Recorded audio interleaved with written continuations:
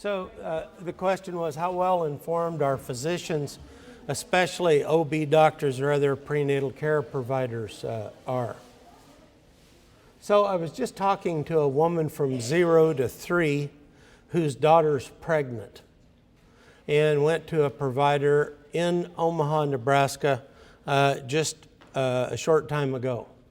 And the topic came up of, do you drink? And she said no. And the reply was, well, if you decide to, 1 or so a day is not harmful. Last night in the DoubleTree Hotel, I was standing in the lobby and a pregnant woman said, oh, I wish I could go. Now I have 3 of these examples in a day since I've been here.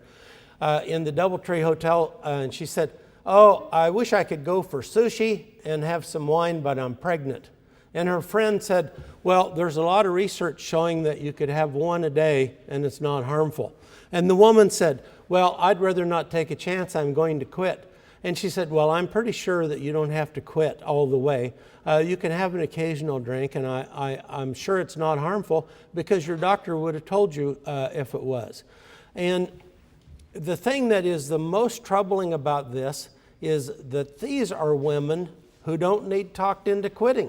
They've already quit, and people are trying to encourage them and support them to have an occasional drink. The second part of this that's so ridiculous is that when a doctor sits in his office and tells you a drink a day is safe, that is totally foolish advice. Because what they're thinking about a drink is a little bit of wine, a beer, might not be at all what a person with a substance abuse problem is thinking about, who is filling an iced tea glass full of vodka, popping an ice cube in there and calling that one drink when it's 14 standard drinks. So when they talk about, here's the person, step up to the microphone and tell us your daughter's experience going for prenatal care. Hi, I have a 20-year-old who is having a baby, and she went in and did her first checkup with a nurse practitioner who asked her about substance use and alcohol use and her background with that. And she said, well, I'm 20 years old, I don't drink alcohol. And the nurse practitioner said, well, if you want to have a drink every now and then, that's okay. So these examples, you got to hope are atypical. Because if these non-problem drinkers are getting advice like this, I shudder to think what the problem drinkers are getting for advice. What are the medical schools teaching? I mean, we have 2 medical schools here in Omaha. What are those people telling their students? Well, let's ask. What are the medical schools teaching? I know that UMC is teaching, and it's a joint program is teaching about no alcohol. Yeah. So I think that's the message. You have, with no alcohol, you have no risk. How to differentiate the risk by the amount of alcohol, very complicated. We probably will never have that worked out. Well, let me just point out one reason we'll probably never have that worked out. In the United States, we have about 4 million pregnancies a year. So we take the mother and the fetus, who are the most resistant to the effects of alcohol, out of that 4 million people. She can drink a lot and have a largely unaffected child. On the other end, we take the mother and the fetus, who are the most vulnerable to the effects of alcohol, out of that 4 million people, and a very small amount of alcohol is likely to cause a lot of difficulty. And we have no way of knowing where along that spectrum you fall. So the sound advice, to me, the reasonable advice, is because we don't know a safe level, we have not demonstrated it yet, is don't drink. avoid drinking during pregnancy, and preferably prior to pregnancy, because a lot of people are going to be pregnant a while before they know it, so avoid it. Okay, what do we know so far? We know that Nebraska maybe has about 260 new cases of FASD every year. Almost all are undiagnosed, and it's been like this for many years. So you have thousands, let me emphasize that again, thousands of undiagnosed people in this state.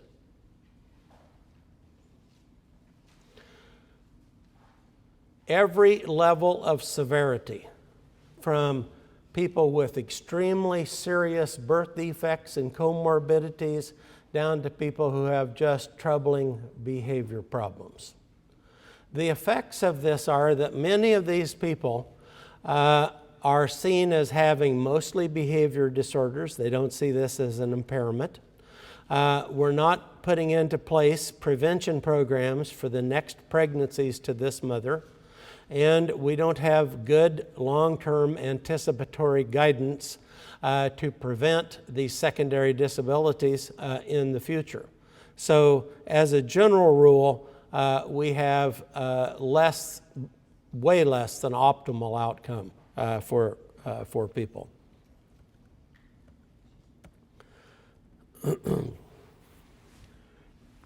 In most of the systems of care you represent here, I think it's useful to keep this in mind. When you see alcohol somewhere, you need to think impairment. That's true of the mothers, that's true of the children. You need to think impairment. This little painting was made for me by an artist on one of the reservations. And what he was trying to portray is that there are many dark forces up here that are difficult to manage and to identify distinctively. They go together: mental health, alcoholism, depression, smoking, substance abuse, family problems, abuse, neglect, alcohol.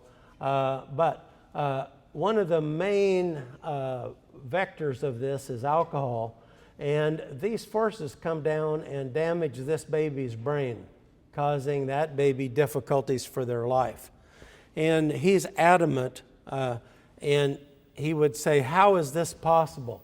The reason this is possible, the way this is possible, is because our tribal elders, our tribal officials, our parents and relatives stand off to the side, look the other way, and allow this to go on. And I've often just found this to be very helpful look at how prenatal alcohol exposure exists. So behind the face of FASD, at the risk of being horrifically redundant, let me do this again. FAS, fetal alcohol syndrome, short people, skinny people, facial features, brain damage, represent a very small portion of this problem. The majority of the people don't have that stuff.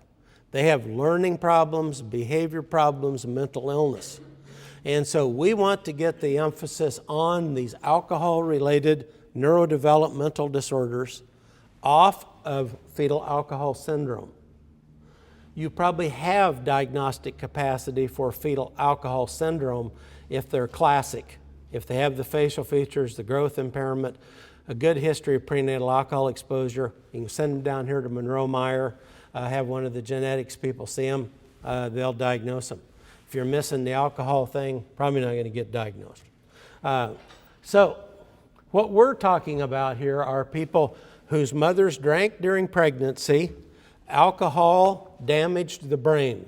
And just to touch on this, if you compare the teratogenic effects of alcohol with methamphetamine, crack cocaine, injectable heroin, amphetamine use, far worse. We have very good data from the maternal lifestyle study comparing alcohol use with methamphetamine exposure. and methamphetamine is far less damaging. And I further contend that in most of the cases, the reason methamphetamine was damaging is because the mom was also drinking. So when you're doing an exposure history and the mom says, well, yeah, I used some meth or I have meth problems, your mind should not go blank. You should follow that up by asking about alcohol use, because the two go together. Not all drinkers use drugs, but most people that use illegal drugs drink. And I could explain why, but I don't want to get off course here. So when we look behind the face, we see people who don't have this face. We put an X on that. What we find: ADHD, depression, cognitive impairment, intellectual disability, learning disability, substance abuse, judgment deficits, and this could go on. We could put sleep problems on here, lots and lots of problems, and these things are very high in this population. This gives rise to this intensifying level of severity over time. And I want to talk about this guy. Not too long ago, a defense attorney called and said, say I've got this guy, he's charged with a murder, and nobody knows what really happened there, but in talking with him, we can't make any sense out of this. I wonder if he has fetal alcohol syndrome. I want you to see him. So we see this guy. We spend $2,200 evaluating him. $2,200. We do an IQ test, IQ 62. Adaptive behavior, a little bit lower than that. He had bad PTSD. As a child, one of his jobs was to hang around the house when people were having a party and make sure that his parents had something to drink when there was no party going on. So he'd run around, pick up these beers, pick up these half-full bottles of booze, and take them and hide them somewhere so the next day they could have something to drink. And if he was not successful at that, he took off his shirt and showed me these loop marks all over his chest and his back where he was beaten with wires and electrical cords. And you could tell this was quite a problem because those loop marks had gotten quite wide over time as he grew. So he had very significant PTSD from this kind of thing. He had been, sexual abuse doesn't really describe, it's a very inadequate term for what happened to him over his life. He was quite depressed. He had good evidence for a traumatic brain injury. And he had, when he would talk with you about this, he would say, I have inside of me so much anger. And I have it in there. And it's so much. And it's so hard to contain. And when I drink, it comes out. So he's the type of guy that you're in the parking lot going into Walmart, you open your car door, he runs into it, and he'll change your life for you right on the spot. He's the type of guy in a bar you bump up against going to get another drink, and he'll change your life for you right there. So we could look at that guy and say, look, you got to get over this. Grow up now. The fact that you were given brain damage during pregnancy, that you were horrifically abused for years, that you have unbelievable number of sexual encounters with adult men, that people have knocked you out, choked you into unconsciousness for years. You got to suck it up, buddy, and get over this. we might have stood by while this happened to you, but we're not going to stand by and deal with the consequences of this. This is your fault, and you got to change. So the beauty of this is the only thing that was in this guy's records was the substance abuse, none of the rest of this. 10 grades of school, no IQ testing. This is just about as bad as it can get. And I think of this guy and I ask, how would his life have been different had he been identified as at risk during pregnancy? Had somebody stopped by the house and picked him up as a baby, even as a little kid. You know when he developed alcoholism? He said, when I was 6, I was a pretty regular drinker. And he said at 7, I was in the 1st grade and I tried to quit. And I couldn't. I couldn't quit.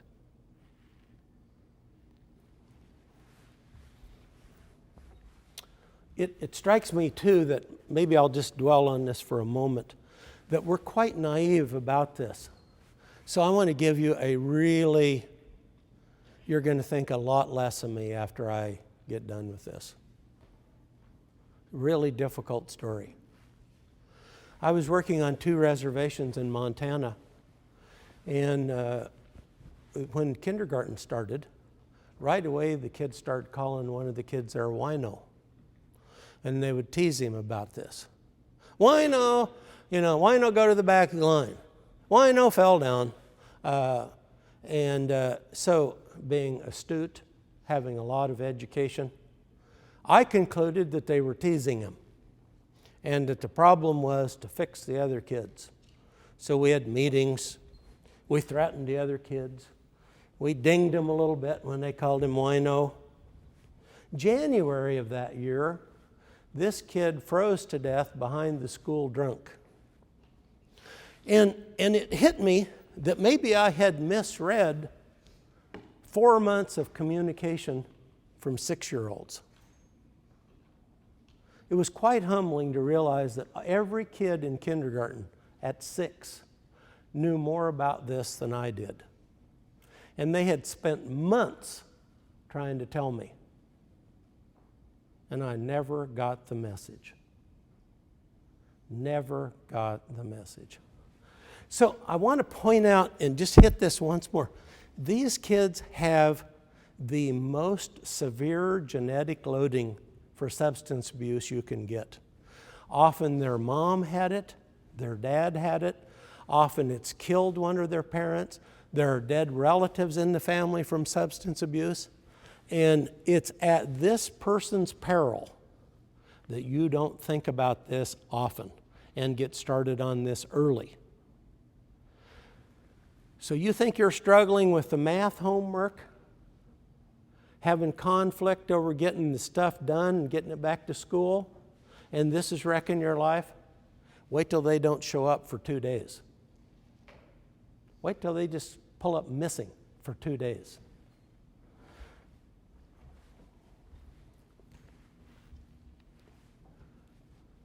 How did we get from down here to all the way up here from the standpoint of severity?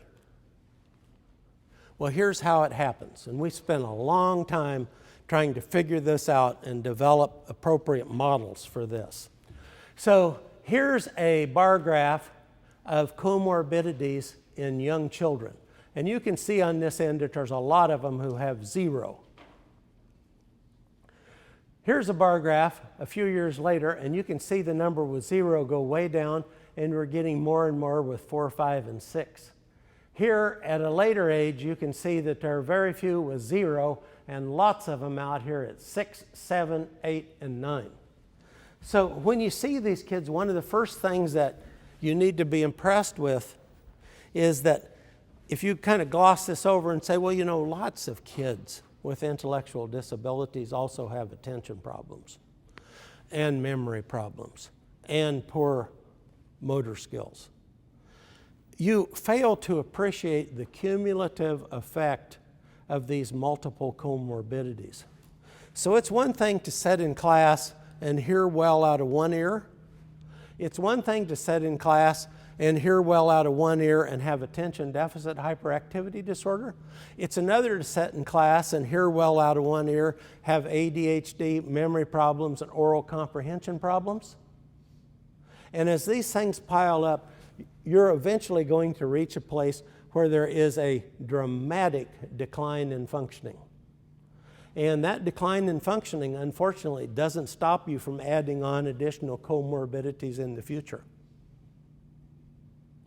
So the key is to have a diagnostic assessment where when they come out of there, you know what's wrong with them.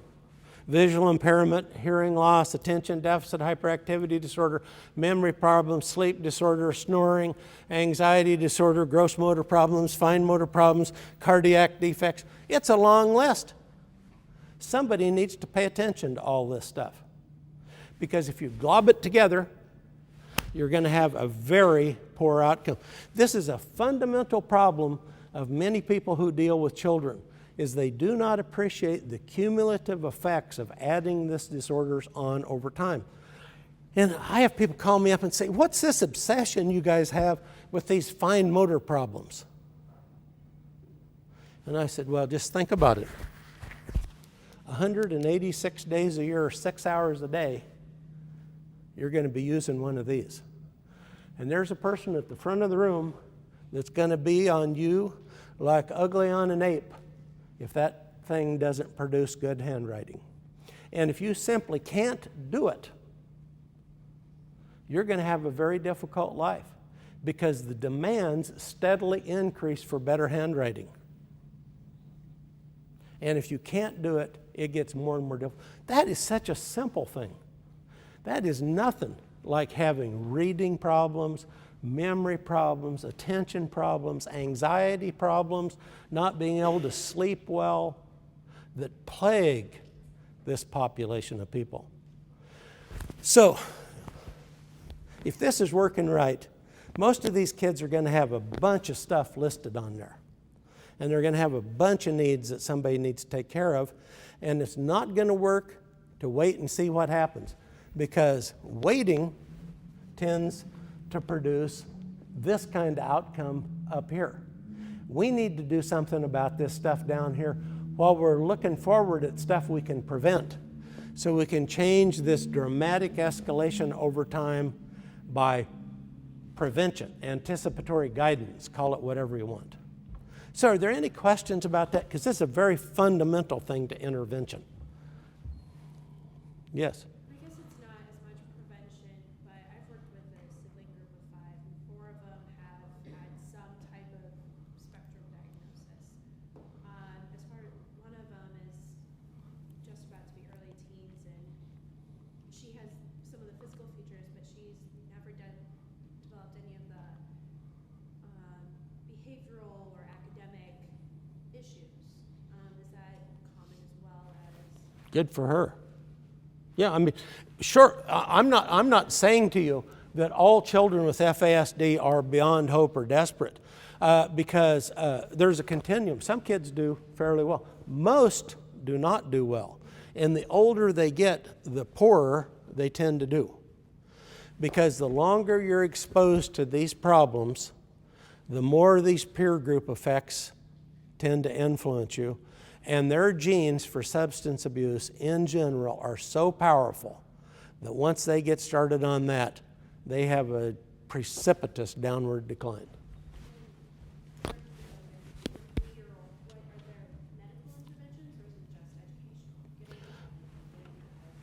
Well, no, the question is, what about for very young children? So ideally what you'd want to do is you'd want to identify this during pregnancy and limit the amount of alcohol exposure.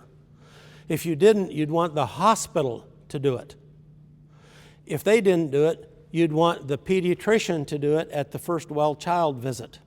So we'd have somebody somewhere that understands some of these future risks that are ahead.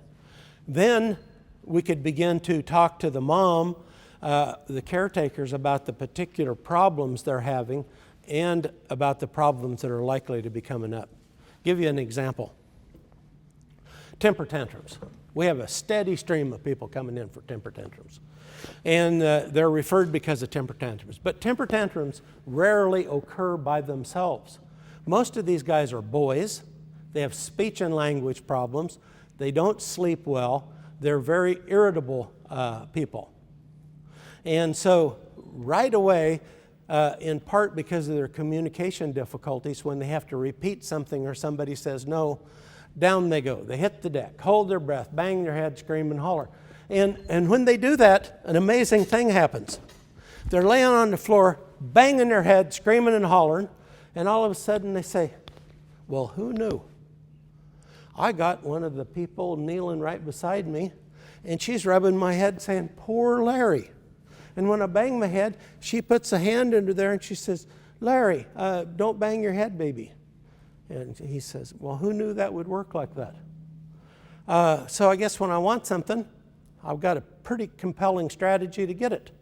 And these temper tantrums tend to intensify over time. And pretty soon he discovers that when you don't do what I want, what you need is a little dose of behavior modification.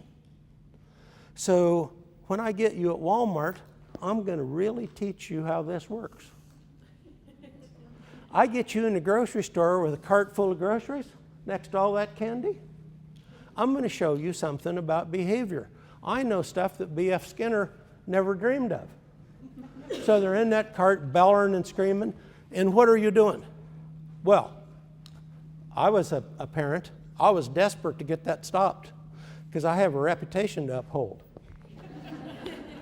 And let me tell you, my third son is in college now.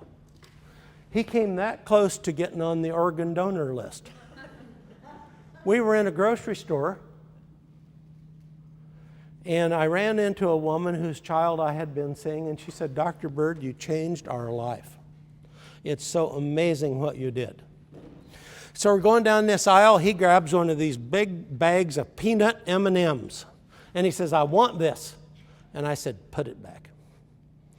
No, I want it. I made a tremendous mistake. I reached down there to take it away from him, and you know how they're serrated on the top? It tore, and M&Ms pour down the aisle. Charles is smart enough to know that his life expectancy is in great danger.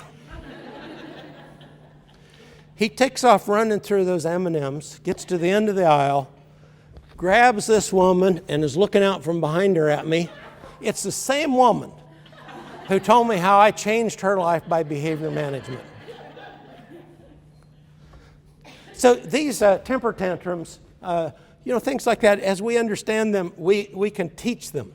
But in my opinion, I think we've pretty satisfactorily worked this out.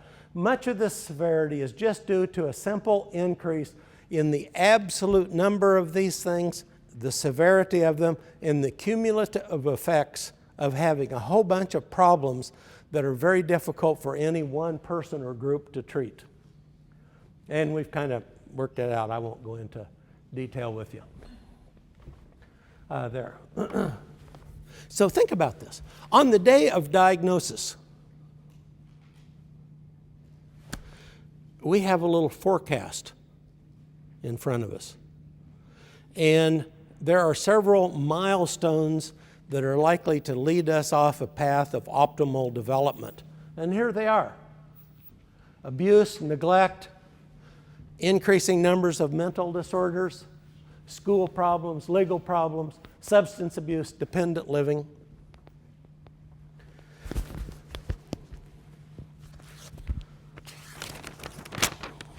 I want to give you an example of this. Good management, difficult to come up with. Everywhere you go, people are talking, we do pretty good management here. I just don't, we got a pretty good management strategy. So imagine Larry Burd sitting in the back of the class. We're in geography. The teachers at lunch were just talking about that. Oh, I got another one of those birds in class. You know, whole family full of them, just like their parents. They come to school in kindergarten, they got that green stuff hanging down there, and they do that, and I almost throw up every time they do it. And they get a little older, and they're just like this, and now I got Larry Burd in the back of the class. I think he's as bad as any of them. So, the school feels they have a very optimal intervention plan. And Larry sat in the back of the class and he said, you know, I'm tired of this geography. I can't see where there's any money to be made knowing the capital, Louisiana. I've thought about this in some detail, and I just can't figure out who's making any money with that. And I also don't know anybody making a living with prefixes and suffixes, and I've never met anybody that made money multiplying decimals. So I don't think I care about this anymore. So the teacher's talking, and she looks back and she said, Larry, let's get to work. So he picks up his paper, his geography homework assignment.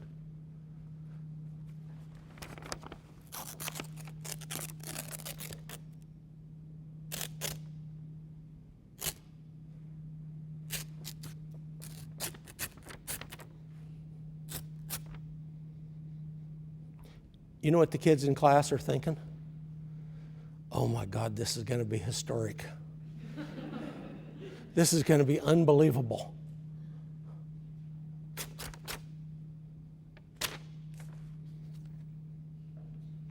She makes a bad decision.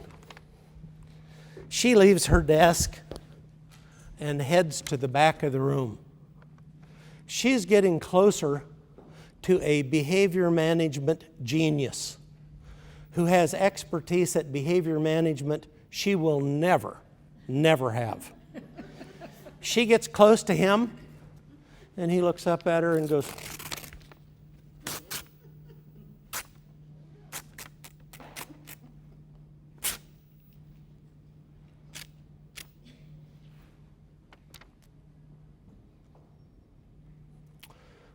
a lot of bad things can happen right here.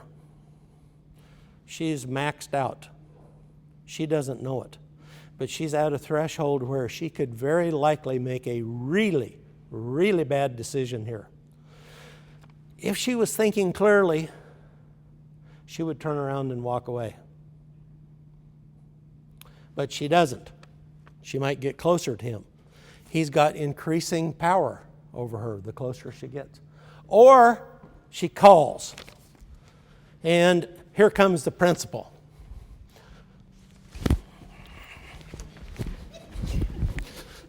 What's going on? So Larry looks up at the principal.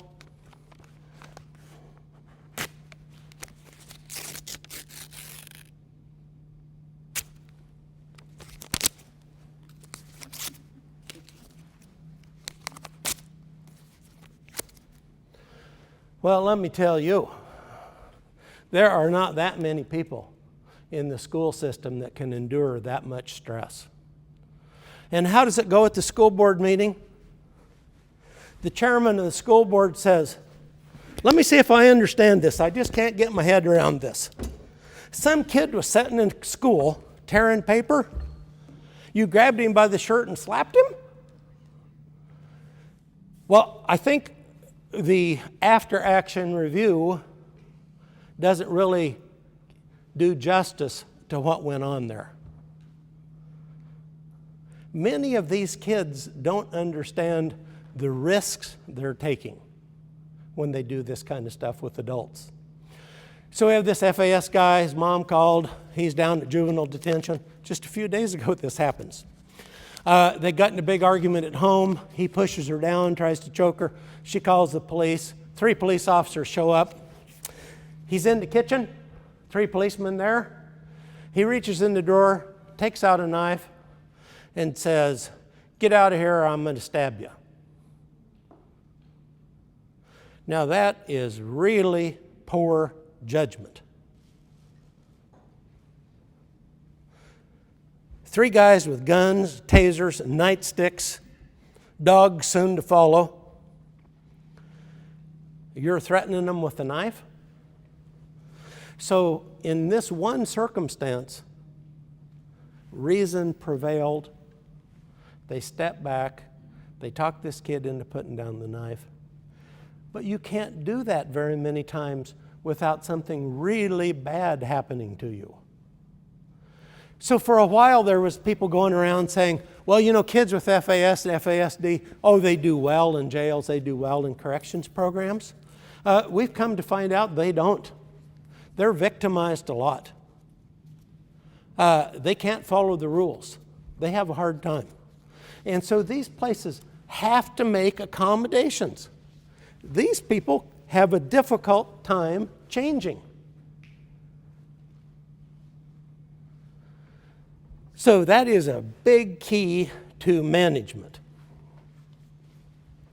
In Canada, these kids have a 19-fold increased risk of juvenile justice system incarceration. This is not contact with juvenile justice system. This is incarceration, and this is in a country which is 15 years ahead of us in dealing with fetal alcohol spectrum disorders. They've had big-time legal system conferences, lots of effort put into their parole and probation systems and their corrections programs to deal with this. Okay. If you leave here today and you remember one thing, I want it to be this slide. So if you're only going to remember one thing, forget that other stuff, focus on this. When we see these kids, we see a lot of behavior. They're wearing glasses, maybe they got some medication, maybe they got some other things that we consider impairments. So we don't fool around with the behavior management plan to get you to get rid of your glasses. We don't put you on a behavioral consequence plan for you to get rid of your hearing aid or to get rid of your seizure medication. We recognize that's an impairment. This is misleading. What we need to do is see this behavior as a much smaller piece of the pie and impairment as a much bigger portion of what's wrong here. This is how the attention, memory, other deficits, social judgment, all this stuff manifests itself. Now, I want to just hit on this a little bit because from an academic standpoint, in residential care and in correction system, this next part really takes a toll. These people have up and down days like this. Some days are very good.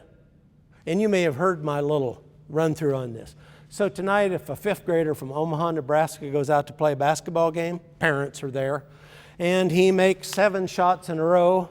Towards the end of the game, he's trying to pass the ball to one of his friends, and instead it's a bad pass, it goes in the basket. What do we know about this guy? He's never lost a game in his entire career. He's never missed a shot. Can anybody in the NBA say that? Nope. Can anybody at Creighton on the basketball team, University of Nebraska? Nope. Should the Boston Celtics charter a plane, come out and pick this guy up, haul him back to Boston? Or should we say, oh, I hope you got that videotape because it's unlikely he's ever going to have a day like that again. So that was a fluke. We can't reproduce that day. We can't get it on demand. So that guy should not be starting on the high school basketball team because he can't reproduce that performance. So here we are. Today, you knew your math facts. You did all your multiplication problems. So it's clear for the rest of these days, the problem is that you just don't care that much. You're not motivated. If anything, you're a little bit belligerent. You just don't care. It's a motivation thing because we know you can do it. You did it once. So what we want to do is skip these days. They have no consequence for us. They're of no value. They don't predict any hidden abilities. They don't tell us anything about future prospects. They're irreproducible abnormalities. Instead, what we want to focus is what can you do most days?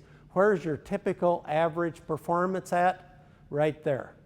That does not include multiplication problems. That is too difficult for you. So this works as a pretty good model until 10 or 12. However, at 10 or 12, a developmental change occurs that is profound. At 10 or 12, it's this day here that runs the rest of your life. It's your very worst day that year. The year you have the poorest judgment. The 15-year-old with FAS and those two 6-year-old girls. Who knows what really happened there? 3 stories.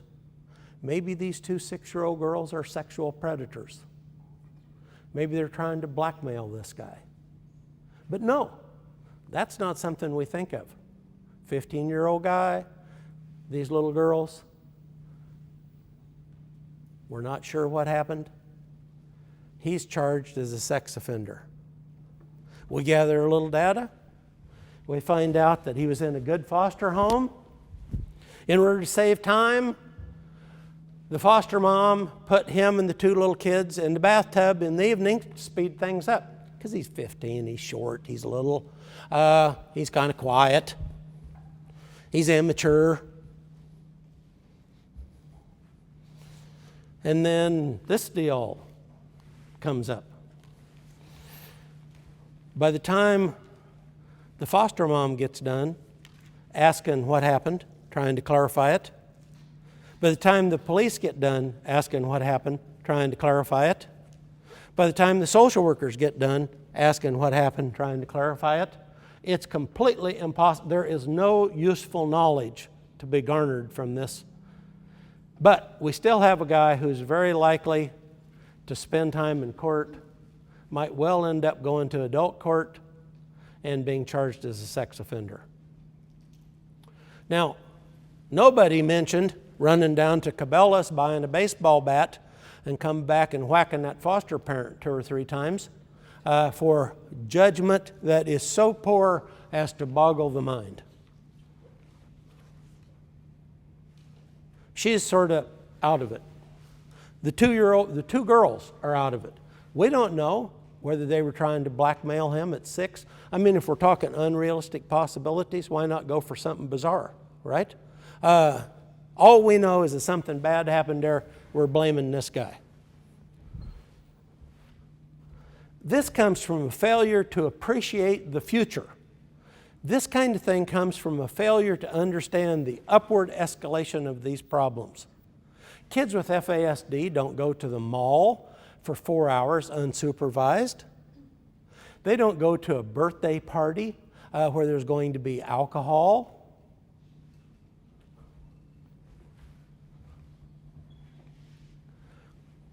In our population of people with FASD, here's what we end up with. Some are higher, some are lower. Average reading score, 5th grade level, reading comprehension, middle of 4th grade, oral comprehension, 5th grade. So I got some bad news for you. The Nebraska correction system, the judicial system, has 0 forms at the 5th grade level. I haven't read them all, looked at them all, but I'll string my cheeseburger offer back up again if we can find a form written at the 5th grade level. This is the average reading score. Reading comprehension is lower, so what do? We take that form written at 8th grade level, 10th grade level, and we read it to them. Reading oral comprehension, not any better. They still don't understand, but they can do this. Yep, yes, yeah. Yep, yep. So come on in here and sit down. Larry, you know we're here to help you. Yeah, I know that. You're the police, aren't you? Yeah, we're here to help you. We're just trying to figure out what went on there. We just need to get some data. Yeah, I understand. I understand. So, tell us. Tell us again. Tell us again. Tell us again. Every once in a while, we'll interject a little fact. After 2 or 3 retelling, it becomes part of the story. We interject another fact. 2 or 3 times we retell it, it becomes part of the story. I'm moving from what really happened to what the police think should happen, did happen. And pretty soon, I'm saying exactly what they want me to say. And don't forget, they're here to help me.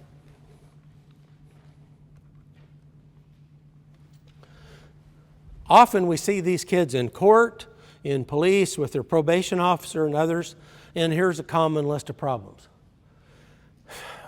The guy ignores me.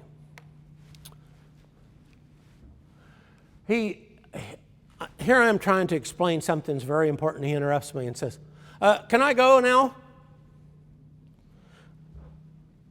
Are you done yet? How long is this going to take? How come I have to be here?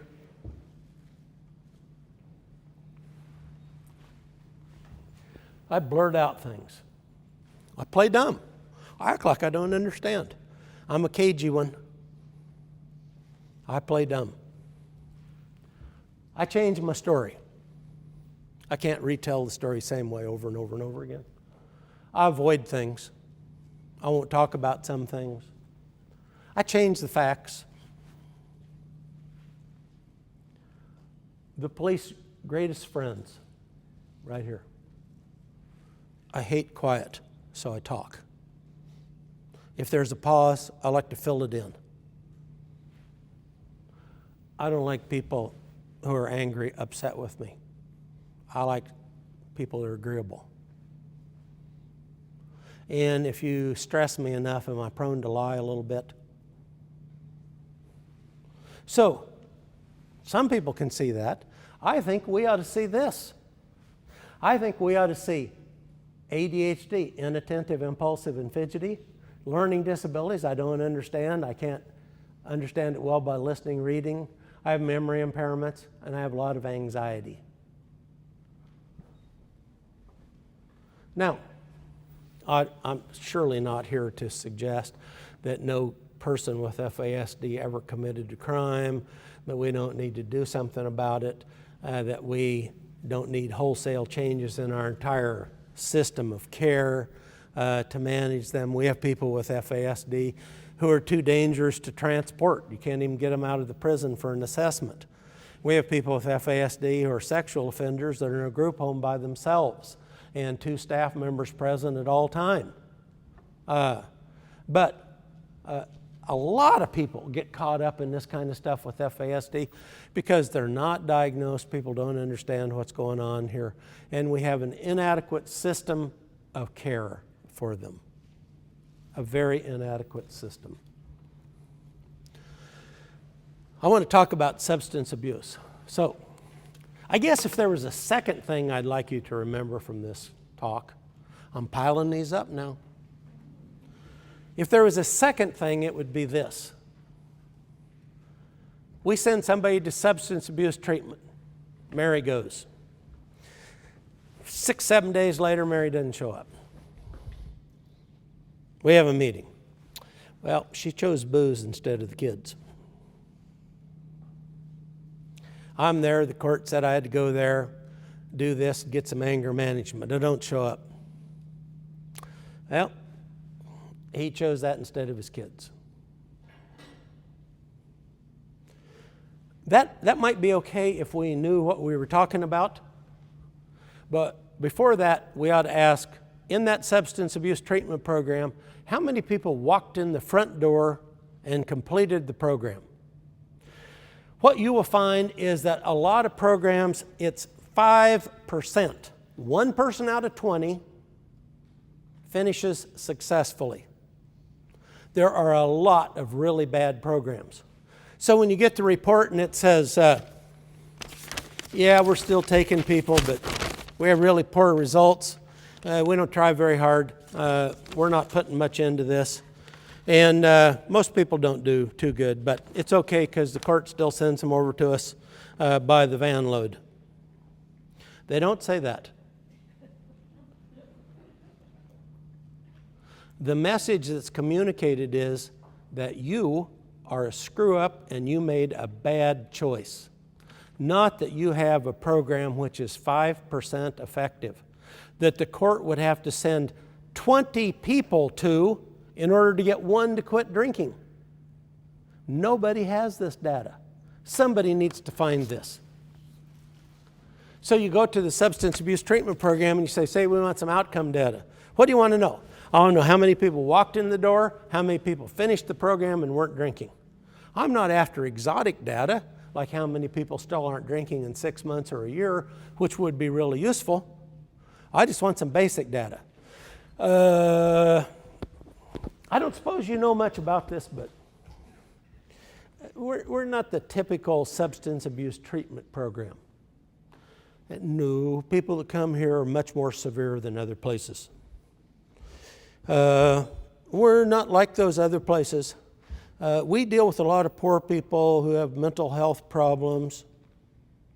Quite a few people here are court-ordered here. No, we're not like those other places. So that's why we don't collect any data. Well, what kind of place does substance abuse treatment and doesn't have people just like that? They all do. That's who goes for substance abuse treatment, right? So, before we make a big consequence dependent on the outcome of an anger management substance abuse treatment program, we should find out if the thing works or not. If you had a doctor here in town who did cardiac surgery and had somebody who survived in 2009 and does 50 surgeries a year, would his colleagues still keep referring people to him? Hopefully not. We need some outcome data.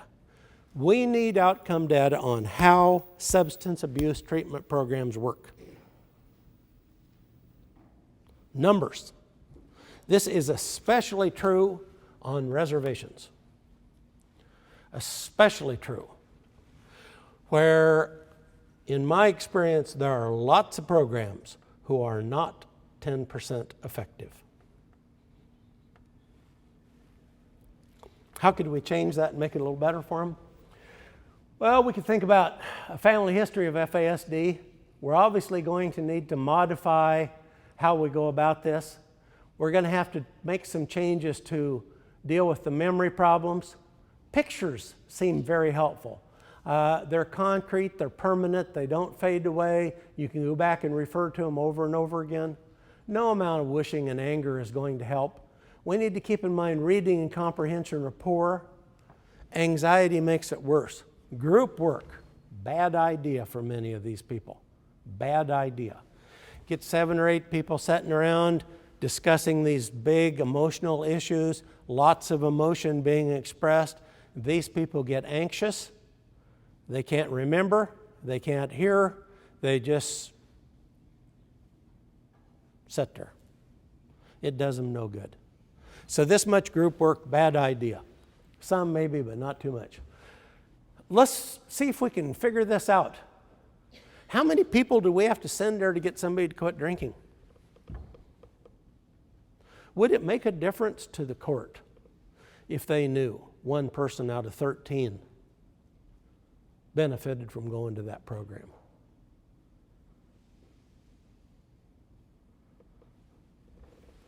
Would it make a difference to the guardian ad litem if they knew that? Might. I wish it would. So, one of the things I want to share with you is that our approach to this needs to be much more aggressive intervention. I mean, this is not complicated. We could screen in prenatal care. We could screen in foster care. We could screen in juvenile justice. Not complicated. I put the forms in the packet for you. You can start using them tomorrow if you want. What kind of diagnostic capacity do we need? Not more geneticists. We need some psychiatrists, neurologists, and pediatricians trained to do this. Not focus on fetal alcohol syndrome, focus on the other manifestations of this problem. We don't want to start by focusing on the 5 or 10%. We need to start with the ARND and focus on that. I put a tool in your packet for that. It includes a way to gather data on maternal history, a screening tool, and a diagnostic profile on the back. So, you have all that stuff. After we screen, we need a way to get these people into an informed system of care, after we screen and diagnose, so that we can update what we're interested in over time. Some kind of anticipatory look. 2-year-old, no risk for drug abuse. 15-year-old, we better think about that several times a week. So our risk concerns change over time.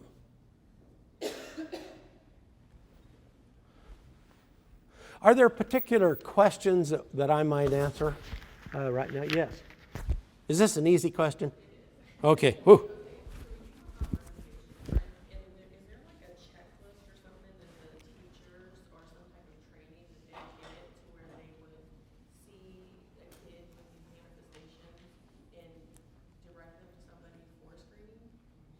Well, you could use that ARND screen if you want. Pretty straightforward. Oh, no, I don't think so. No. The only place I know of there's big-time systematic screening going on is these 2 research sites we have in North Dakota, where we've been screening for, one of those places for many, many years. We screen every kid going into kindergarten. We had a meeting over at Dickinson, North Dakota, and the principal in Dickinson said, no, we don't want to do fetal alcohol syndrome screening here. He said, these are white kids here. We don't have any Indian kids at this school. And it struck me that the police department must take weekends off there. They probably close down the emergency room on weekends. They don't need a alcohol treatment program on weekends. They don't have any alcohol problems there. Domestic violence calls disappear on weekends in Dickinson. That's just how uninformed people are about that kind of stuff. In North Dakota, we have 4 tribes. The prevalence between the tribes and the Caucasian people is not different. The problem is these Caucasian people aren't identified. The tribe's been working on this for 20 years. The Caucasian people aren't working on it yet to a significant degree. Good question. Yes? I have a question. Working with about a 2-year-old who the mother did disclose heavy drinking during pregnancy. She's screened through, we have the public school system, wherever the child is placed, the one who does the screening. They were given the information about the child's in utero exposure to alcohol. Because she did not have physical manifestations at that time, we were informed that there was nothing to do at this point. What would you recommend in those situations? Well, I guess I'd say that if this child's growing well, they don't have any vision or hearing problems, they're sleeping well, they seem to have a good temperament, they're talking well, that kind of stuff. She wasn't. Yeah. Well, then their assertion that this is not a developmental problem, that it could potentially be caused by alcohol among many other things, but you have alcohol and you don't have dilantin exposure, you have alcohol, you don't have a history of a car wreck, you have alcohol, you don't have a history of neuroblastoma followed by radiation treatment, suggests that alcohol might be a likely thing to think about and possibly pursue with this person. And this is the typical start. Somebody comes and says, I have this child with developmental delays, came from a home where I'm pretty sure there was alcohol abuse, and somebody says, well, so what? Well, the so what ends up there on these tremendous increases in severity. So I think in this case, what they should maybe think about doing would be to do a careful speech and language assessment, because we wait too long to start speech and language therapy. We wait too long and we get too much reassurance over sleep problems. Sleep problems are terribly debilitating in these families. So we need to figure out where can we send that child where we'll get some assessment. This, by and large, is what pediatricians are supposed to be doing for a living. Taking a kid like that and saying, no, we're not writing this off as normal, and we're unwilling to wait. We see this as a developmental problem, and we want some action. That's what the main thrust of child care in pediatrics is supposed to be, bringing to bear a high degree of expertise at that particular point in time for that particular child. Yes? And I understand the need for assessment and evaluation. What I'm running into as a very client is we're describing seminates kids in my file right now. Get them into Monroe-Meyer, get an evaluation, and where we've got moms in treatment for the fourth time. I mean, it's clear there's a problem, and it's coming back where there hasn't been much history taken, and no fetal alcohol. Yeah. I don't know how the way to be. So how do you ensure that the evaluation is meaningful? Because what I'm getting is garbage. Yeah, so if you don't have the facial features and growth impairment, quit going to a place where the assessment is mostly run by geneticists and dysmorphologists. You need an expert in brain development and behavior. That's pediatrics, psychiatry, or neurology. If you want some testing done, you're going to need some psychology or a neuropsychologist, maybe speech and language, but you're going to need somebody like that. So you're headed the wrong place for that kind of kids. Now, if you got somebody who's short, congenital heart defects, classic facial features, good history of exposure, Monroe-Meyer, perfect place. So all communities in this sense are the same. You need to develop a referral person or two or three. Why not in this community get the folks that are here today? You could do this. The people that are here today, you do not need another person. And find a psychiatrist, a child psychiatrist, a neurologist, and a pediatrician and say, we want you to become experts in this. This is the place we're going to refer. This is what psychiatrists, child and adolescent psychiatrists, adult psychiatrists, huge numbers of these people come through their system of care. Neurologists, lots. Pediatricians see lots. So that's the place to go so that when you get a positive screen, you can send a kid there, get them diagnosed.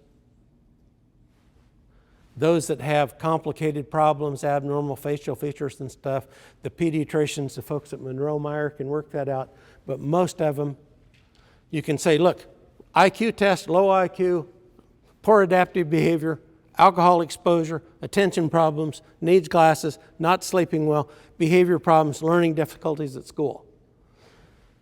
What could this be? Do we need to exclude smallpox? Nope. Should we worry about tuberculosis? Nope. What's very likely here? Genetics, fetal alcohol spectrum disorder, poor environment, those kind of things. So we need to keep the focus on where the problem is. And these evaluations should not cost a lot of money. We routinely do this kind of thing for $1,000 or less because most of the testing is already done by the time they come to us. Now, if you're charged with murder, then you want somebody like Billy and a neuropsychologist to sit down because the consequences of screwing that up are enormous.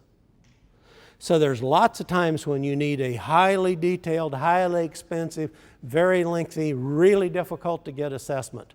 Much of the time, most of what you need is already done.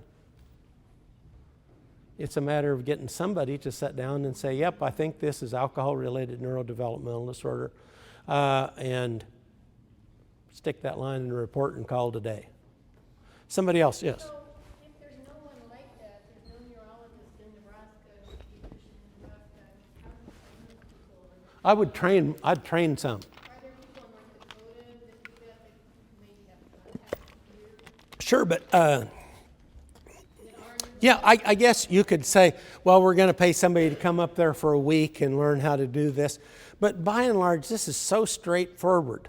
My point is, this is not complicated. We're not trying to teach you how to deal with immunosuppression from a new problem of some kind. This is common, ordinary thing. Psychiatrists do this kind of thing all the time. Child and adolescent psychiatrists all the time. And do they identify behaviors as FASD related? Well, I think that's the problem, is that they don't do that because they're concerned that there's no facial features present here. And so it's an educational process. That's why I think the people in this room are what you need. You don't need me. I'm a foreigner. What you need is to get together, start going around finding a willing, easy to work with child and adolescent psychiatrist. Sit down and say, okay, we got a bunch of kids, we need some help here, and then find an adult psychiatrist, and then go find a pediatrician. And pretty soon you'll have 2 or 3 possible referrals. It won't take 6 months to get in there, and they'll be able to get a little practice built up with a lot of expertise in a particular area. Yes? I just wanted to ask you, I'm a pediatric psychologist, and I just want to say that I work with Retail Hospital. We do have a comprehensive clinic, and I'm a brain injury specialist. I'm the one who does most of the assessments. And some of them can be brief. I mean, the entrance in that's required, and I think we all and I also work with mental Just think about this, you're not even going to hospital.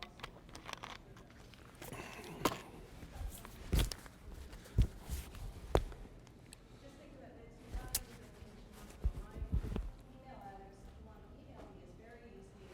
It's my first name, which is Sophia, my last name, which is Ray. So it's pray@madonna.org. So that's pretty simple. Other questions? Yes? On one of your slides, you said that the severity increases as they get older. What are the odds of getting diagnosed with this once they're over being a child, like as they're older? Oh, vanishing. So, I mean, is there like The criteria for FASD are only applicable. These are childhood criteria. You take the criteria for FASD to a nursing home, and you line up a bunch of 80-year-olds and try to apply them. I mean, it's ridiculous. It's worthless. That's why starting from the ARND end is so important, because that is a diagnosis that's possible throughout the age span. If you diagnose someone with ARND, they actually have an FASD, and if you think they have facial features, growth impairment, then you could also refer them for an FAS evaluation, which may be helpful on its own because of the concerns about birth defects and other things. But you want to start with the low-hanging fruit, the common part, which is the alcohol-related neurodevelopmental disorder, what we used to call fetal alcohol effect. So you have a screening tool for this. You have a little suggestion of how you might go through the diagnostic process for this. I've reiterated several times that for many of these kids, much of the testing is already done. You've had some IQ testing, some adaptive behavior testing. Often they've been given a diagnosis of ADHD, other things. You have a compelling reason to think there was prenatal alcohol exposure. How hard should it be for somebody to sit down and say, I think this is, and listen to this term, alcohol-related neurodevelopmental disorder. We're spending a lot of time working on psychiatrists in North Dakota. And we're getting a little trickle, small, but we're getting a little trickle of referrals from them now for very complicated cases. And I see once in a while that they're starting to diagnose more. So the problem with diagnosis is a lot of them are getting paid for certain diagnoses. Is it something, would this be an issue if they are diagnosing with this with paid? Because, I mean, insurance is changing in a lot of Well, healthcare is mostly about money when it comes to that kind of stuff.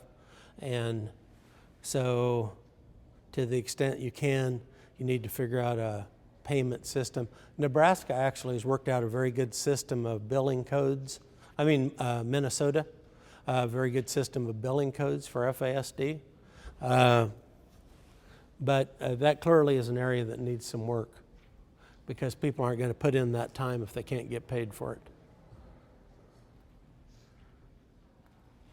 Yes? If you get an evaluation for FASD, does the evaluator have to have any special expertise or credentials? You know, here's the where we're at right now. Several organizations have said this is a medical diagnosis. Physicians, by and large, aren't doing it. They're just saying, well, I can't be sure, I don't know, too soon, we don't have this, we don't have that. So it's not getting done. Our goal in North Dakota is try to change that so that psychologists with a little training can do it. We would get pediatricians, psychiatrists, and neurologists. Right now, we have geneticists, but their expertise is not in this area. They're not brain development, brain function, behavior people. That's not their area of expertise. So I think it's a policy issue that states need to get together and figure out, or states need to discuss among themselves and say, okay, what's the criteria here? And maybe what you'd want to do is figure out how this could be diagnosed and then periodically reviewed once in a while to see if people still agreed this was reasonable. In Nebraska, if you have, what would be a good number? So let's say you've had 260 new cases for 50 years. And we'll be generous and say 60 cases each year were diagnosed. So 200 people, 50 years, that's a big number. So we already know that there's no possible way we're going to diagnose 50%. What we, I think, want to do is concentrate our effort on identifying as many thousands of people as we can from birth through, say, 30 or so. Because that's where our intervention is likely to have the greatest payoff. And then for some people, older who have particular difficulties or who have the good fortune to come across a practitioner who really understands this. You don't have the capacity to do this even in several years unless you make some adjustments and you get some specialists in this area. And the specialists you want, I think, already live here.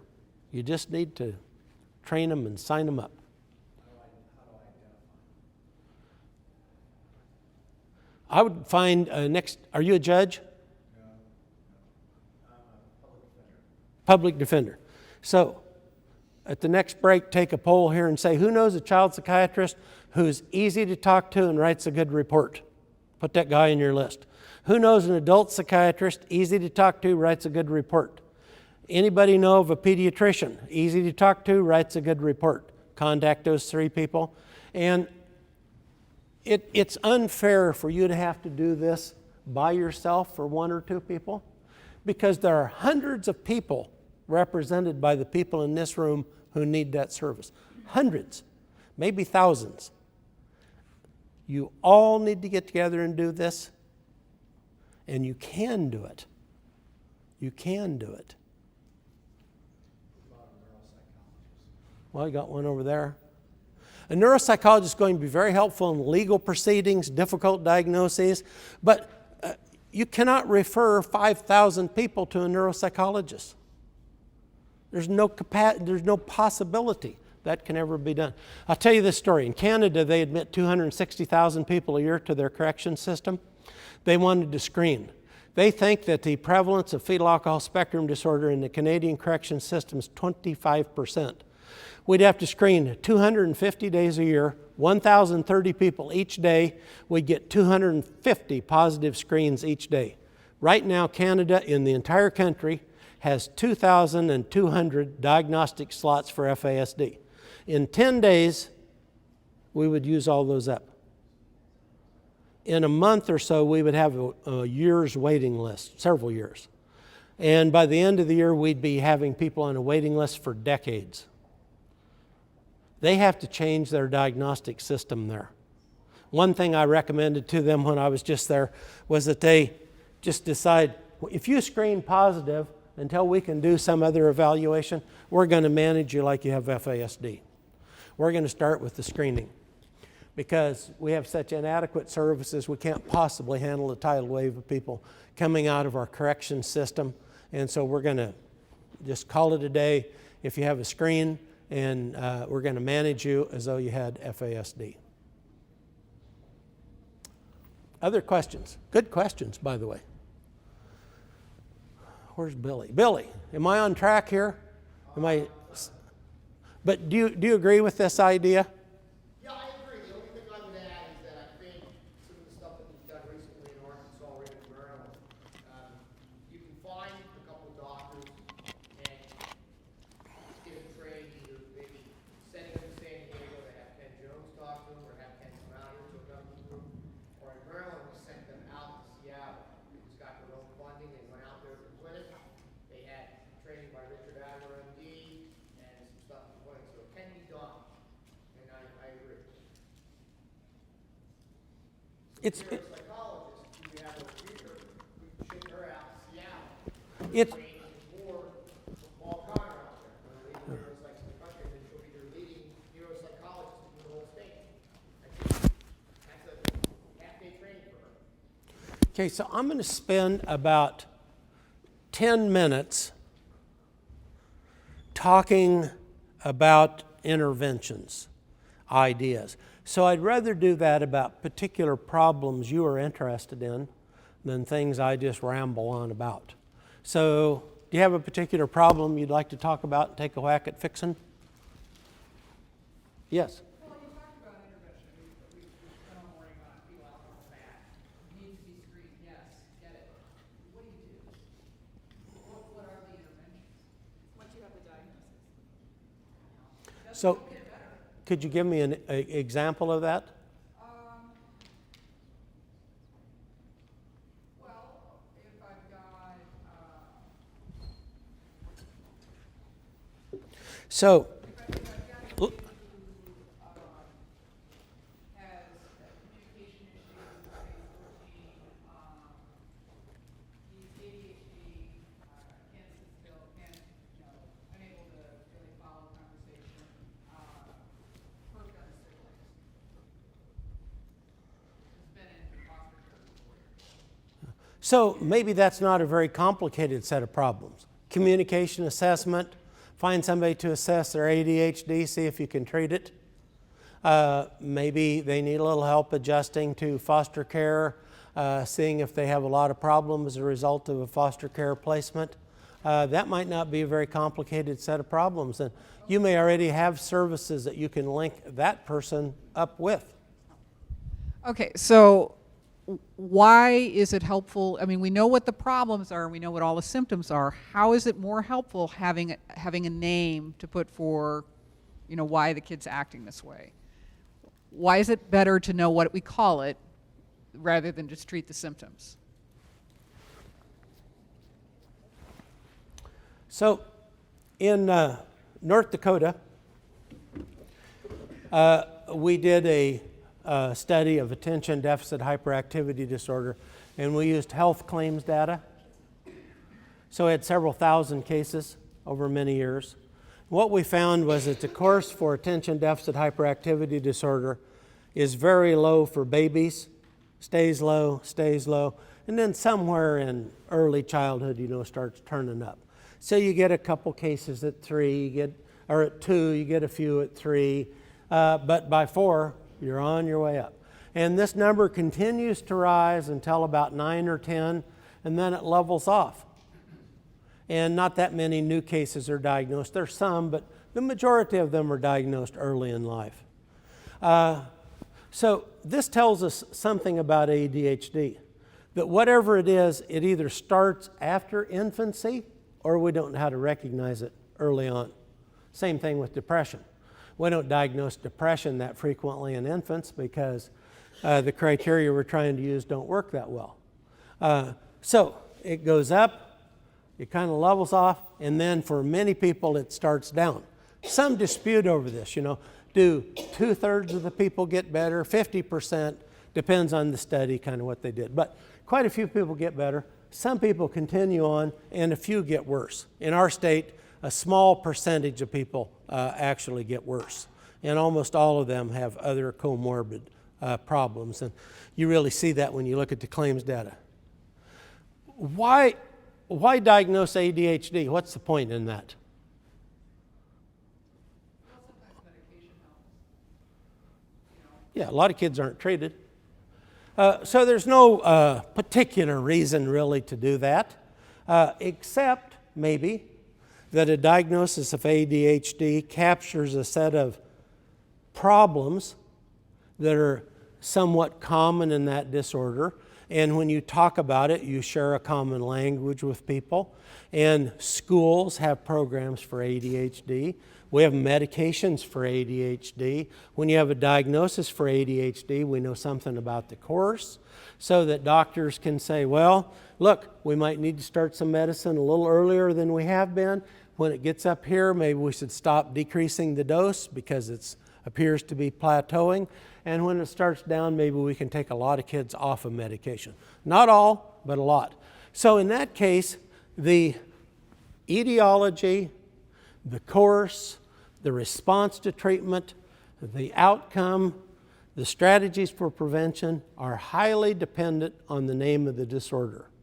If you confuse ADHD and vision impairment, you'd still be providing a lot of service, you'd still be giving a lot of one-on-one help, you'd still have an IEP, you'd still be, but it makes no sense.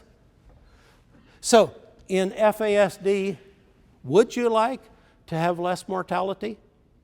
I think so. Would you like to have fewer siblings affected? Yes. Does 19 times more kids going into the correction system in Canada for kids with FASD than without seem to make a difference? To me, that makes a big difference. That's a lot of kids. Does this lifelong mortality risk that they have, which is so much higher than other kids, make a difference? Yes, I think so. Does understanding that in the future, if they have substance abuse disorder, you're going to have a very complicated problem, you need to start working on that early? Yes. Or you could say, well, look, we should be doing that for everybody. Well, we should be, but we can't even do it for kids with FAS. How are we going to do it for everybody else? So I think there's a lot of value in this from the standpoint of etiology, course, response to treatment. You know, a lot of things are different about this population that merit spending some time to get them diagnosed. Yes? I think that, I think that also the diagnosis is real important in terms of preparing the parents for what they can do to ensure that the child is fully understood when they hit school or when they're in different systems of care. And also, you know, you talked, Dr. Burd, about like the differences in their profile. And I've got 2 boys now that I'm working with, and I'm going to use one of the cases as an example because the mother said that I could if I needed to. And this is a little boy who he's 8. He's got, both he and his brother are fetal alcohol disorder, and they've been adopted. And this little boy has a probably average to high average IQ. But what he has is a breakdown in a lot of the other abilities. So his executive functioning and his memory and his fine motor are very inconsistent, and what he has as a result of the fetal alcohol syndrome is kind of a disconnect syndrome. So this is a little boy he's the best reader in his class, and he cannot write. But he's also a very advanced drummer. So his ability with rhythm is very pronounced. So, and what was happening in school is that he was being seen as being a behavioral problem. He would be very upset and dysregulated, so he needed when he came in, what we did was we started him working with an occupational therapist who could work on the regulatory issues. Then he's working with a speech and language pathologist who understands the neurological basis of the disconnect syndrome to help this child to be able to make that connection with his fine motor ability. He's not able to write. He's not able to make that in his hand, but he can make it auditorially. So having an assessment that provides that kind of refinement of a neurological profile is, I think, really helpful in understanding the trajectory of these kids going forward and being able to advocate for what they need. How long does it take to get in to see you if we call today? We have a clinic that's got a bit of a wait, but And what's the cost? usually it's less than $1,000. Okay. Yeah, So, it's not that expensive. There's a part of your assessment team for those kids that need these highly complicated, detailed assessments. And now you need to figure out where to get the other parts, and you're home free. So, yep, it's not as though you don't have the resources. The problem is figuring out how to put them together and sort of crossing the hurdle here. Next question. Yes. I kind of have two questions, if I could. The first question is, from earlier in the training this morning, you had talked about trying to get these children eligible for SSI benefits. Is that including any DD services that they might receive through the state as far as placement and supportive services? Because it's my Are the two questions related, or should I do this they're, one first? They're not related. Okay, so Billy's got more expertise in this than I do, but in North Dakota, if you're in the early childhood tracking program, you're eligible for medical assistance and developmental disabilities until you're 3 years of age. Then we have to re-demonstrate your eligibility. And most kids aren't eligible after 3 because early intervention uses that as a strategy for funding. A key to developmental disabilities in North Dakota, I assume most states, is to look at the long-term implications of this. You get eligible for developmental disabilities in most states primarily by IQ testing. That's not the only thing, but that's often the main criteria. Below 70, you're gold. Above 70, not so much. The other thing is, the longer you wait, the harder it is. Much more difficult to get a 16-year-old eligible for developmental disabilities than an 8-year-old.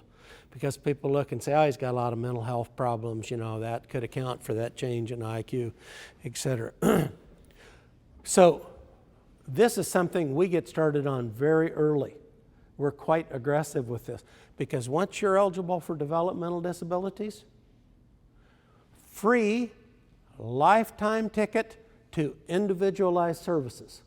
You need a house, they'll find one.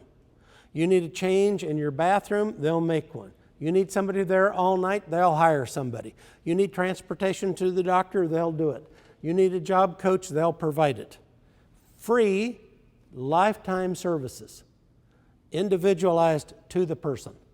Typically, they don't start till they're out of high school, you know, but you can change that. So they have a place to live. People in developmental disabilities, by and large, do well. The ones that don't do well are the ones who develop substance abuse, because that's just so tough in this population. Next question. All right.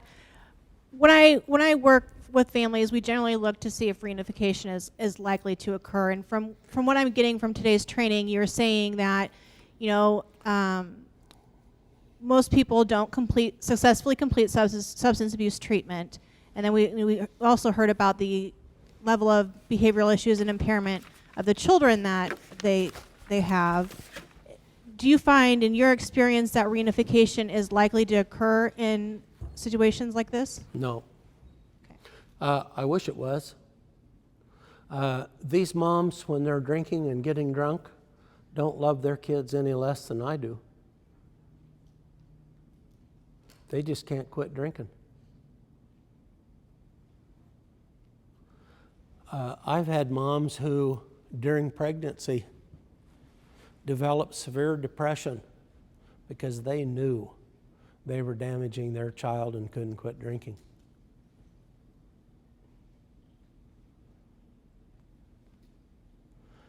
I'd like to figure out a way to reunify them, but very often one of the things that happens is that you say, look, in order to give these parents another chance, we're going to have to drag this process out until this kid's 7, 8, 9, 10, 11, 12, 13, 14 years of age. And by the time we decide yes or no, their lives are very compromised.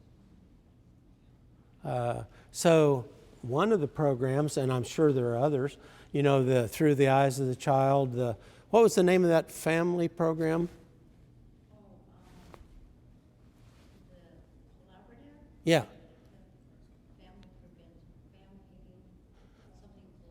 I think the Nebraska Family Collaborative, 0 to 3 has a program which is focused on this through the courts, trying to figure out how to squeeze up the time on the clock so that we make a decision at some point we're going to get reunification or we're not. And one of the strategies they use, and we could talk about this at the break, one of the strategies they use is they provide a lot of intensive community support. So most of the moms, one of the things that's really satisfying about 0 to 3 is they're pretty well snuggled up with the moms. You don't see this space between them and the moms like you do many other places where there's animosity. They, I think, recognize that if we're going to pull this off, we're going to have to help a person with a lot of problems. And if blame worked, she'd be fixed. She'd be cured. Yes. Go ahead. Well, on that last point, I would just like to at least make a comment about a caution. Alcoholism and addiction is clearly a chronic relapsing condition. Is it on? Oh, okay. Oh, it's for the video. Okay, so I got to talk loud and talk into this. Okay, and the evidence is that the relapse rate for addiction across the country is about the same as the relapse rate for diabetes. So that's a National Institutes of Drug Abuse study. So if, in fact, we judge diabetes by, oh, they went to treatment and boy, they just are back in the hospital, they had a relapse, we would say diabetes treatment isn't very effective, but in fact both can be effective. So I just would really hate if someone said they had a relapse, oh, I guess it's not worth it, because it is a chronic relapsing condition and there are people that in fact can get longer term recovery, but not everybody for sure. So just a caution in that. And one of the other things to keep in mind is that these women, after they get through recovery and get their kids back, are trying to take care of some impressively difficult children. They are going to need a lot of in-home support because this FASD does what over time? Gets worse over time. So if you think they're going to go back home, mom's going to sleep with them a couple nights, things are going to go better, and this is going to go down like that, very misleading. So this is a diagnosis improves outcome, and treatment matters. And that is pretty tough, I think, when you look at the data to get away from for FASD. Go ahead. Earlier you said that alcohol is more damaging in utero than meth and cocaine and all the other drugs. Why is that? What about our bodies or about the chemical, I guess, makes it more damaging? Yeah, well, I think one of the things when you look at what meth's made of, it's hard to imagine something could be worse for you than some combination of stuff like they use. And sometimes they blow themselves up. But the maternal lifestyle study, several other studies, the one I like is the maternal lifestyle study, has to me convincingly demonstrated that methamphetamine is bad for you, smoking is bad for you, but alcohol is much worse for you. So alcohol causes damage throughout the pregnancy and in a sense long after. because early in pregnancy it interferes with organ system development. Many times the problems there are lethal. Those pregnancies don't go to term just because a little piece of embryonic tissue has so many missions in the future that once you get it messed up, so much stuff just won't develop. It's not compatible with life. There's a tiny little window there where you get facial abnormalities, a reasonably short window where you get heart defects. But many of the abnormalities of the heart that show up later in life don't involve heart defects. These involve other problems postponed in the future. The trick to this is to realize that alcohol is a powerful brain teratogen. It kills lots of cells. It interferes with the process when the brain starts pruning and tidying up in there, establishing these pathways. And alcohol has the ability to damage that all the way through pregnancy, clear to the end. So for that reason, alcohol, very difficult. Just one more point on this. When cocaine started, it was clear that when you became addicted to this, it was untreatable. You were addicted for a lifetime. And then we saw it go along, and pretty soon people said, well, I think we can treat this. Yeah, we are treating it. We found that some people were using it recreationally, and not everybody got addicted. And it had an epidemic curve. It went up like this, and then back down and sort of leveled off, and now it fluctuates like this. Along came crack cocaine. Crack cocaine first came out. It's clear once you get addicted to this, you're addicted for a lifetime. We can't treat it. After a while, people said, yeah, I think we can treat this. Then we started treating it, and we found some high school kids use it before the prom for weight loss. Some people just use it recreationally, and it has an epidemic curve. Along came methamphetamine, absolutely untreatable. You get on this, you're addicted for life. You can't get off of it. Pretty soon we say, well, yeah, I think we could treat this, and we start treating them. And then we find that some high school kids use this stuff to study. Some college students use it to study. Some people use it for weight loss. And a fair number of people get horrifically addicted to it. It has an epidemic curve, and in many communities it's on the way down. What hasn't changed? The prevalence of alcohol use across all of those little mini epidemics has remained the same. The prevalence of women and men drinking goes up and down, but it's very high and has remained constant. And the societal damage from alcohol it's really hard to quantify. The number of marriages, the number of lives destroyed, the amount of abuse and neglect, just the horrific things that happen. So alcohol is one of those drugs that, because it's common, because it's legal, we've really underestimated the impact that stuff can have on us as individuals and society. I got to stop. I'm going to be using Billy's time, and he won't buy me dinner tonight if I do that. A couple more questions maybe, and then he'll be back.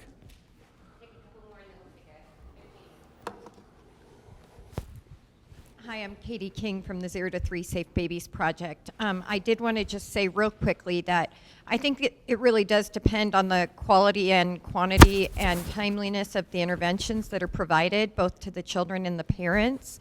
And we've seen in our Safe Babies Court program in Douglas County Juvenile Court, in the first 4 years of our program, we've had a 91% reunification rate with parents. And I think part of that is because of the quality interventions that we've been able to allow our parents to access. And so I just want to You put must that... be picking people without very bad problems. Could it be that 0 to 3 is an evidence-based program that's pretty effective? Well, we're promising practice now. We recently were rated as promising practice through the California Clearinghouse Evidence-Based Research. Yeah, my experience with that has been that that's a pretty good model to use for this particular population of people because of the individual attachments that you get. This group of people require individualized intervention. If you've got a caseload of 170, probably not going to be that helpful here. I just wanted to mention that because I think it's important not to go into a case with a mindset that a parent or a family can't succeed because their problem is too bad. I think if we hold ourselves to the highest expectations and get them access to the best services in a timely fashion, then we can make a change in a lot of these families. Okay, we'll have this comment and then have a break. I just wanted to piggyback real quick on what she's saying. I work with in Lancaster County with Jenny and the Nebraska Safe Start. And, you know, there's a lot more practitioners in Nebraska that are now getting trained and are trained in like parent-child psychotherapy, which is the model to use with very young children. It's based on attachment paradigm. And it's based on some research that's interesting that came out of 0 to 3 too. And that is work by Myron Hoffer, who showed that in work with rats, with cocaine-addicted mother rats, who would consistently choose cocaine, when they birthed their babies and they suckled their babies, they would actually choose to suckle their babies over the cocaine. And what he showed is that there's a neurological, you know, metabolic basis to the attachment paradigm that gets activated, and this is what these type of interventions really address. So I agree that there's a lot of hope in there. If anything, it's an opportunity to reverse some of that intergenerational transmission of some of these problems.